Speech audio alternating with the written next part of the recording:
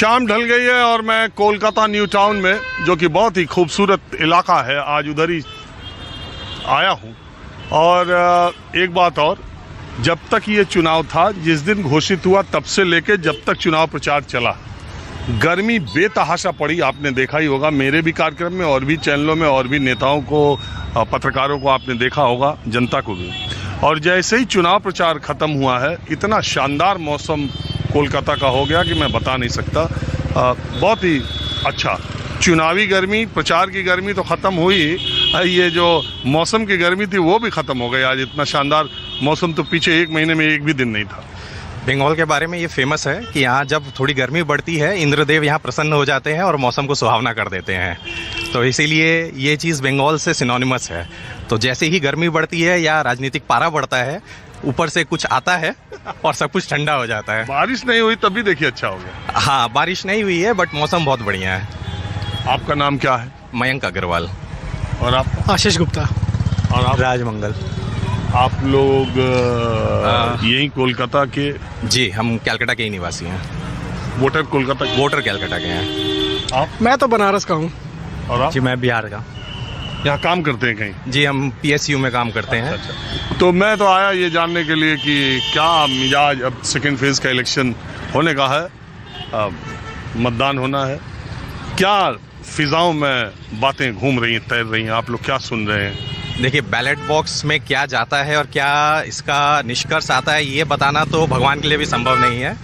पर जो हम हमारे जान पहचान में बात कर रहे हैं, एक चीज़ बहुत स्पेसिफिक है और लोगों के मन में है कि लोगों को परिवर्तन चाहिए। अब हम न्यूज़ में देखते हैं अक्सर कि लोग धर्म से पार्टी को जोड़ रहे हैं। मेरा निजी तौर पे ऐसा मानना है कि अच्छा काम करने वाले हिंदुओं के लिए भी अच्छा काम करते हैं, मुस्लिमों के लिए भी करते हैं, ईसाइयों के लिए भी करते हैं।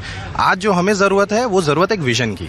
एक स्टेट आज क्या है, आने वाले 15-20 सालों में क्या होगा, लॉ एंड ऑर्डर कैसा होगा, उसका मुखिया कैसा है, उसका निजी तौर पे सोचना कैसा है, ये सारी पॉइंट्स जो है बहुत ज़्यादा वैलिड है। अनफॉर्चुनेटली मेरे निजी अगर मैं असेसमेंट कहूँ तो TMC इस पे फेल होती मुझे दिखाई दी है। दूसरों को अलग लग सकता है बट हम फिंगर क्रॉस रख रहे हैं। हम चाहते हैं इस बार सरकार बदले, इसलिए बदले क्योंकि अगर ऐसा होता है तो ताकत प्रजातंत्र के हाथ में आती है, जनता के हाथ में आती है। अगर शासक को ये पता चले कि अगर वो डिलीवर नहीं कर पा रहे हैं तो जनता उन्हें बदल सकती है। जैसा चेंज हमने UPA देखा जब NDA पावर में आई, वैसा ही चेंज हम चाहते हैं कि बंगाल में भी आए, ताकि शासन में कोई भी रहे, irrespective of their party, political उनका जो भी स्टैंड है, बट उनको ये पता चले कि जो असली मालिक है वो आपके मेरे जैसे आम लोग हैं, जो अपनी गाड़ी कमाई से टैक्स देते हैं और जो सिर्फ इतना चाहते हैं कि जो भी ऊपर बैठे वो देश के लिए निष्पक्ष भाव पर अच्छा काम करे। हम बस इतना ही चाहते हैं। तो मन में है परिवर्तन आए, मन में है कि भला हो लॉन्ग रन में, और अपनी जिम्मेदारी हम निभाएंगे वोट देकर। बाकी आप वोटर हैं या? नो सर, नहीं, मैं तो बनारस का हूँ। अच्छा, एक बात, मैं चूँकि आप अग्रवाल हैं तो आप लोग 2-1 पीढ़ी पहले आए होंगे कोलकाता। मैं एक शार्प डिवीज़न देखता हूँ बंगाली नॉन बंगाली में, वो आप भी देख पाते हैं?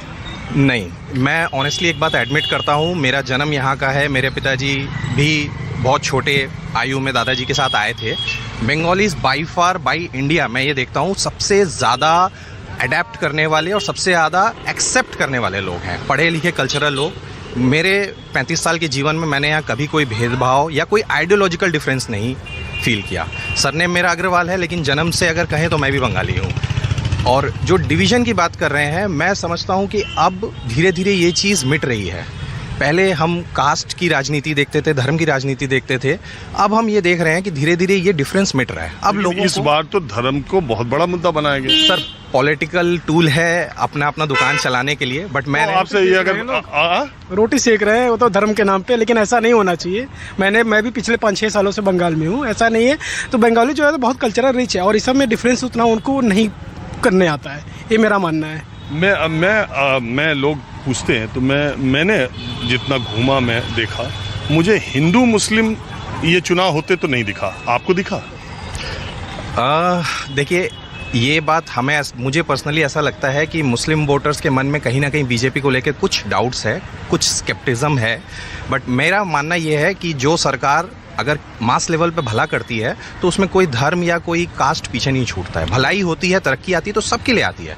आप गुजरात देखिए, गुजरात में आज अगर रोज़गार है, बंगाल से, चाहे वो बंगाली लेबर हो चाहे मुसलमान लेबर हो, सब निकल करके जाते कहाँ हैं? गुजरात जाते हैं, महाराष्ट्र जाते हैं, कोई भी विकसित राज्य में जाते हैं। तो वहाँ तो सरकार एनडीए की है, क्यों जा रहे हैं? रोज़गार की उम्मीद में जा रहे हैं। वही रोज़गार अगर हमारे राज्य में हो, जो हम ब्रिटिश कैपिटल रह चुके हैं कलकत्ता, हमारे पास पोर्ट है, हमारे पास नदियां हैं, तो हमारे पास कमी किस चीज़ की है? हमारे पास कमी रह गई है शायद इंटेंशन की। आप ये मानते हैं कि जहां बीजेपी की सरकारें हैं वहीं पर ग्रोथ और वहीं पर नौकरियां हैं, बाकी सब स्टेट में स्थिति खराब है? नहीं, मैं ये नहीं कहूँगा कि बाकी स्टेट्स में ख़राब है। आज अगर हम हैदराबाद जाएं तो हम देखते हैं कि कैसे उन्होंने पुराने हैदराबाद और जो नया साइबराबाद या टेक सिटी है उसे डेवलप किया। मैं ये कभी नहीं कहता कि कोई एक पार्टी ही रहनुमा होती है या भला करती है। हर पार्टी के अपने कुछ प्रॉब्लम्स है, कुछ प्रोज है, कौन है, बट ओवरऑल ये देखना पड़ता है कि आप लार्ज इम्पैक्ट कौन ला रहा है, आपका तो विजन। मेरा उस सवाल का जवाब नहीं दिया आपने कि इस इलेक्शन में हिंदू मुस्लिम चला है या नहीं चला। सर ये रिजल्ट बताएगा। चलिए ठीक है, आप लोगों ने बात की, इसका बहुत थैंक यू। अब मैं थोड़ा कुछ और लोगों से बात करता हूँ। देखिए, शाम हो गई और मैं न्यू टाउन में हूँ। यहाँ पर चाय की दुकान पर कुछ लोग बैठे थे और यहाँ कोने में मोबाइल में लूडो खेल रहे थे। मैंने सोचा वो तस्वीर आपको दिखाऊं कि बंगाल के लोग कुछ ना कुछ खेलते रहते हैं, शाम को इकट्ठा होते हैं। कई जगह मैंने क्लब भी आपको दिखाया, कैरम खेलते हैं, कहीं लूडो खेलते हैं, कहीं कुछ खेलते रहते हैं टाइम पास करने के लिए। लेकिन जैसे ही मैंने कैमरा ऑन किया, इन्होंने मोबाइल बंद कर दिया, कह नहीं ये नहीं दिखाएंगे। क्यों दादा? अरे तो खेल तो बंगाल के लोग तो बिना खेले रह ही नहीं पाते, है कि नहीं? जी सही बात है। आपका नाम क्या है दादा? चंदन चटर्जी। क्या करते हो दादा? मैं बिजनेस करता हूँ। और क्या माहौल इस बार चुनाव का होने जा रहा है बंगाल में, यही पता करने में आया हूँ। अक्सर से चाय की दुकान पर पहुँचता हूँ तो जो लोग मिलते हैं आम लोग, मैं उनसे पूछता हूँ कि दीदी थाकबे कि परिवर्तन होबे।